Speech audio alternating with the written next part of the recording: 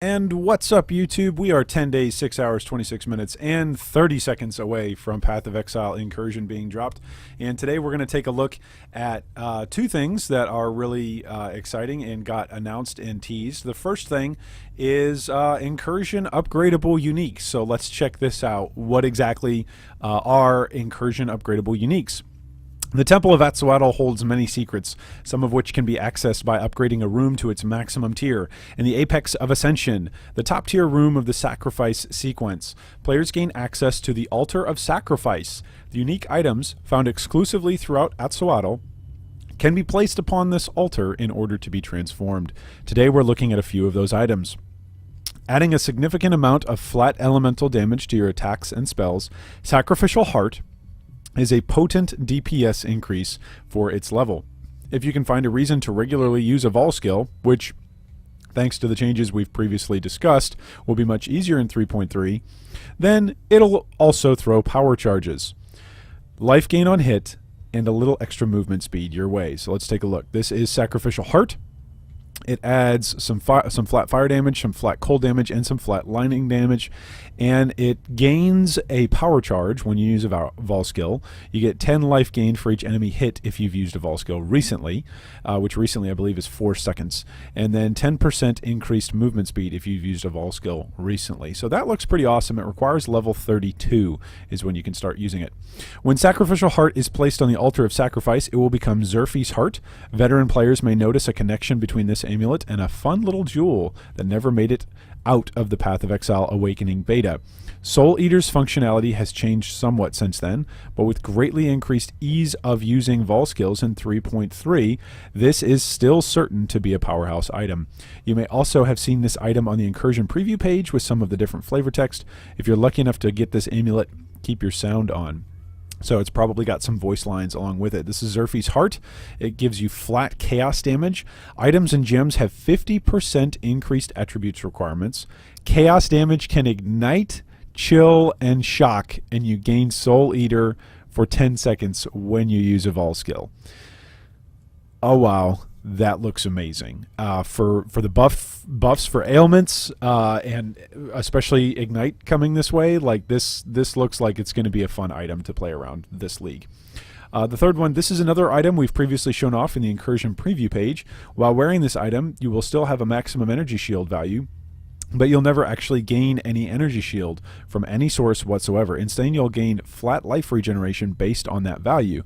If you happen to have 1500 ES or more, you don't simply get 150 life regeneration per second, you also get the lower two tiers of the total of 300. So let's take a look. This is the Mask of the Spirit Drinker Crusader helmet. Gives you increases to its flat armor and energy shield. Not great rolls. Again, relatively low level item, leveling item. Flat life, your energy shield starts at 0. You cannot gain energy shield. And then you gain life regenerated per second at certain tiers of maximum energy shield that you would otherwise stack. Obtained by tossing your Mask of the Spirit Drinker on the Altar of Sacrifice, the Mask of the Stitched Demon continues the theme of sacrificing your energy shield for benefits to life regeneration, but now also encompasses life from strength and mana from intelligence.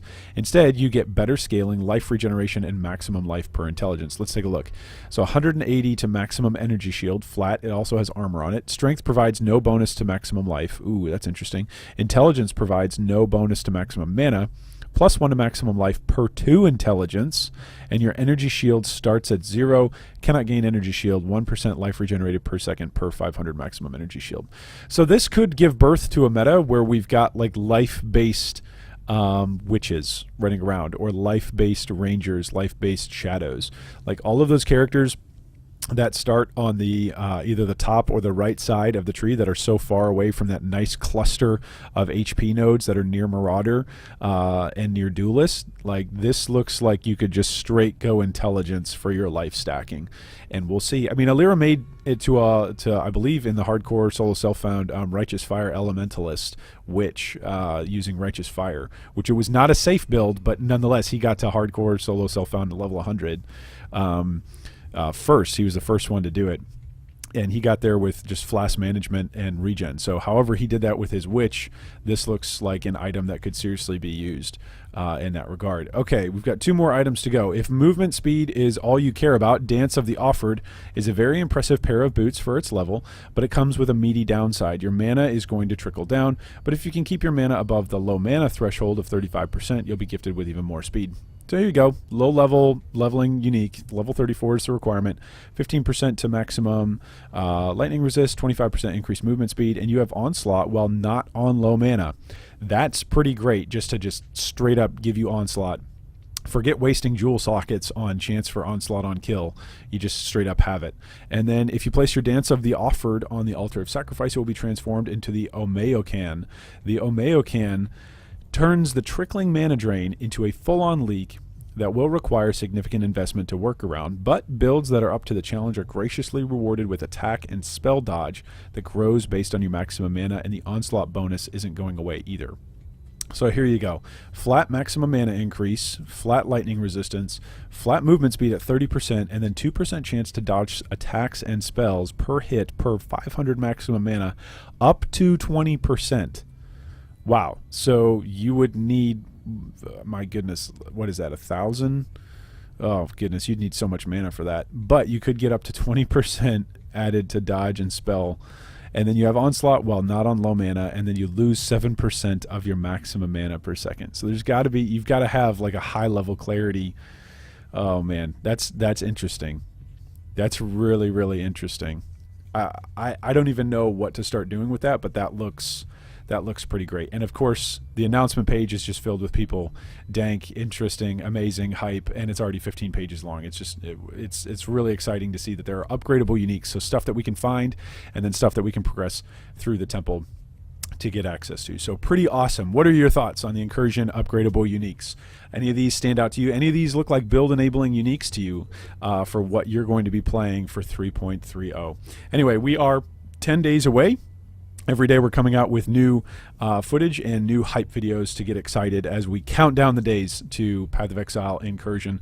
Let us know what your thoughts are on each of these items down in the comments below. Are any of these build enabling for you? Do you think you'll build around them? This Omeocan looks really, really fun and exciting. It's definitely unique. It's a unique, as is the Mask of the Stitch Demon. We may see some life stacking, intelligence stacking characters coming out soon. So that's pretty exciting to see. And I love that about PoE, that they come out with uniques that are truly unique, that enable fun and interesting, and sometimes really crap builds that don't get very far. So anyway, get hype. Incursion is only 10 days away.